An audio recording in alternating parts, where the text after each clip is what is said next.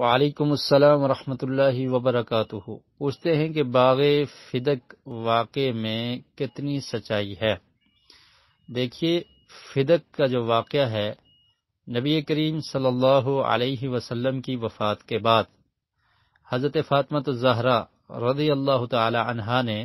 حضرت ابوبکر صدیق رضی اللہ تعالی عنہ سے یہ مطالبہ کیا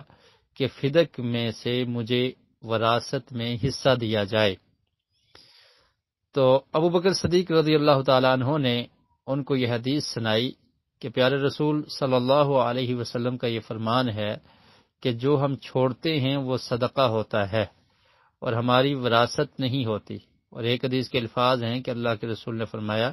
کہ ہم انبیاء کی جماعت، ہماری وراثت نہیں ہوتی بلکہ ما ترکنا صدقۃ، جو ہم چھوڑتے ہیں وہ صدقہ ہوتا ہے۔ تو حضرت ابوبکر صدیق رضی اللہ تعالی عنہ نے حضرت فاطمہ الزہرا رضی اللہ تعالی عنہا سے یہ کہا کہ جس طرح اللہ کے رسول اہل بیت کا خیال کیا کرتے تھے، ان کو خرچہ دیا کرتے تھے، اسی طرح گورنمنٹ اور خلافت اور بیت المال سے ان کو خرچہ دیا جائے گا، لیکن وراثت کے طور پر نبی کریم صلی اللہ علیہ وسلم کا کوئی مال تقسیم کرنا یہ درست نہیں ہے، کیونکہ اللہ کے رسول نے خود فرما دیا تھا کہ جو ہم چھوڑیں گے وہ صدقہ ہوگا، وہ وراثت کے طور پہ تقسیم نہیں کیا جائے گا۔ تو اس حدیث کو جب بیان کیا گیا تو ہم تو یہ سمجھتے ہیں کہ حضرت فاطمہ الزہرا رضی اللہ تعالی عنہا اس بات پر متفق ہوگی اور اس کے بعد دوبارہ مطالبہ بھی نہیں کیا، اور نہ ہی آل بیت میں سے کسی اور شخص نے مطالبہ کیا ہے، نہ حضرت علی رضی اللہ تعالیٰ عنہ نے، نہ حضرت عباس نے، اور نہ ہی امہات المومنین نے، کسی نے بھی اس مال کا مطالبہ نہیں کیا۔ نہیں تو آپ سمجھتے ہیں کہ اگر وراثت تقسیم کی جائے تو اس میں زوجات کا بھی حصہ ہوتا ہے، بیٹیوں کا بھی حصہ ہوتا ہے، اور اسی طرح جو دیگر رشتہ دار ہیں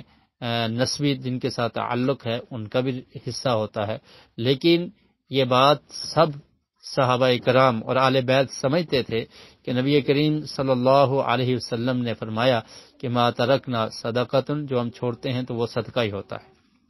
اور پھر یہ بات بھی ذہن میں رکھیں کہ یہ جو مال تھا اس کو حضرت ابوبکر صدیق رضی اللہ تعالی عنہ نے کوئی ذاتی استعمال نہیں کیا، وہ خیبر کا مال ہو، فدق کا مال ہو، ذاتی استعمال میں نہیں لائے، بلکہ وہ مسلمانوں کے لیے وقف ہے، اور وہ تمام مسلمان اس سے فائدہ اٹھاتے تھے، اور اسی مال میں سے آل بیت کو بھی خرچ فراہم کیا جاتا تھا، ان پر بھی خرچ کیا جاتا تھا۔ تو یہ کہنا کہ حضرت ابوبکر صدیق رضی اللہ تعالیٰ عنہ انہوں نے قبضے میں لے لیا، یہ قطعاً درست نہیں ہے، بلکہ یہ خلافت حضرت ابوبکر صدیق رضی اللہ تعالیٰ عنہ کے پاس تھی، اور یہ مال مسلمانوں کا تھا، بیت المال کے طور پر اس مال کو تقسیم کیا جاتا تھا۔ اور پھر اسی طرح حضرت ابوبکر صدیق رضی اللہ تعالیٰ عنہ کے دور میں بھی ایسا ہی رہا، حضرت عثمان غنی رضی اللہ تعالیٰ عنہ کے دور میں بھی ایسا رہا، حضرت علی مرتضیٰ رضی اللہ تعالیٰ عنہ کے دور میں بھی ایسا ہی رہا۔ اگر یہ غصب شدہ مال تھا تو کم از کم دیگر خلفاء حضرت ابوبکر صدیق کے بعد حضرت عمر فاروق، عثمان غنی اور خاص کر حضرت علی رضی اللہ تعالیٰ عنہ کو جب خلافت ملی تو وہ اس مال کو تقسیم کر دیتے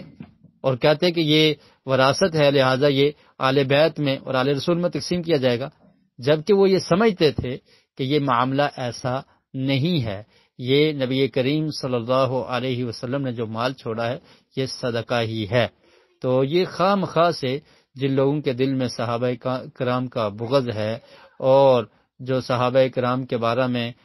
اپنے اندر اس طرح کی نفرت رکھتے ہیں اور نفرت پیدا کرنا چاہتے ہیں، تو وہ